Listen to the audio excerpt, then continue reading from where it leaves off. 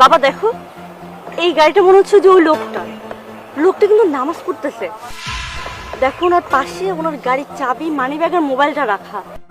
গাড়িটা তো মনে হচ্ছে অনেক দামি, আর মোবাইলটাও দেখে মনে হচ্ছে ভালোই দামি। চলো আমরা একটা কাজ করি, উনি যেহেতু নামাজ পড়তেছে, আমরা চুপচাপ গিয়ে ওনার মোবাইল আর গাড়ির চাবিটা আর মানিব্যাগটা নিয়ে নিই।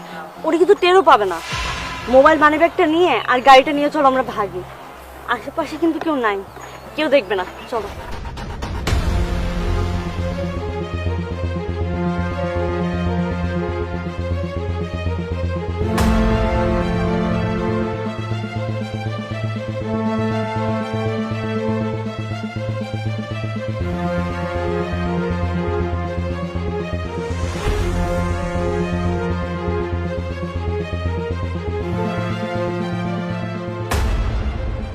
আল্লাহ তুমি আমার একমাত্র রিজিক দাদা, তুমি আমার একমাত্র ভরসা। আল্লাহ আল্লাহ তুমি সবকিছুর মালিক। আল্লাহ যাতে করে আল্লাহ আমি আমার এই গাড়ি, আল্লাহ আমার এই মোবাইলটি, আল্লাহ এবং মানিব্যাগ মানিব্যাগের টাকাগুলি যাতে ফেরত পেয়ে, আল্লাহ তুই তার ব্যবস্থা করো মাবুদ।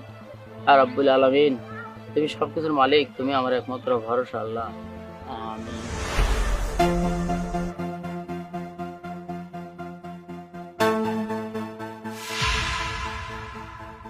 আচ্ছা, এই গ্যারেজের মালিক কে? এই যে আমি। এই যে আমাদের এই গাড়িটা হচ্ছে বিক্রি করব। আমার মা অনেক অসুস্থ তো, হসপিটালে ভর্তি, এমার্জেন্সি 10 লাখ টাকার মতো লাগবে। 30-40 লাখ টাকার গাড়ি, কিন্তু 10 লাখ টাকার মধ্যে বিক্রি করে দিব। কি করব, মা তো অসুস্থ। 40-50 লাখ টাকার গাড়ি যদি আমি 10 লাখ টাকায় পাই, তাহলে তো আমারই লাভ।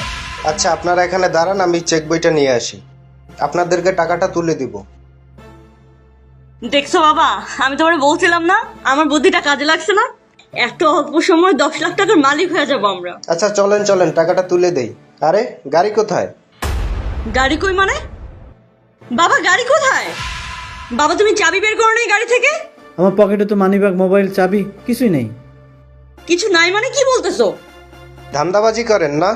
আপনাদের মতো ধান্দাবাজকে চেনা আছে আমার। না না না না, আমরা চিটারি কেন করবো? আমরা তো সাথে গাড়ি নিয়ে আসছিলাম, আপনি তো। এই কে কোথায় আসো? তাড়াতাড়ি আসো, এই দুইটারে বাঁধো। এই ওনাকে বাঁধো। আরে ভাই আমার কথা শুনেন। আসসালামু আলাইকুম ভাই। ওয়ালাইকুম আসসালাম ভাই। কোথায় গেছিলেন? মসজিদে নামাজ পড়তে গেছিলাম। শুনলাম আপনি নামাজ পড়া অবস্থায় আপনার মোবাইল, মানি ব্যাগ, গাড়ি চুরি হয়ে গেছে। জি ভাই। আপনি চাইলে তো নামাজ বাদ দিয়ে আপনার চোর ধরতে পারতেন। না ভাই, নামাজ তো ভাই সবার আগে ভাই। আপনি চাইলে তো নামাজটা পরেও পড়তে পারতেন। ভাই নামাজ আমার কাছে সবার উপরে ভাই। নামাজরত অবস্থায় আমার গাড়ি কেন, টাকা পয়সা, ধন সম্পদ সবকিছু চলে গেলেও সবার আগে আমার কাছে ভাই নামাজের গুরুত্ব বেশি ভাই। আল্লাহ সবকিছুর মালিক, আল্লাহ চাইলে তো আমার গাড়ি সবকিছু মানে ফেরাই দিতে পারে। ভাই আসলে আপনি একটা বড় পাগল। আসি থাকেন।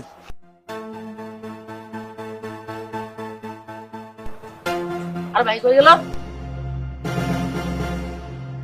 আমার গাড়ি?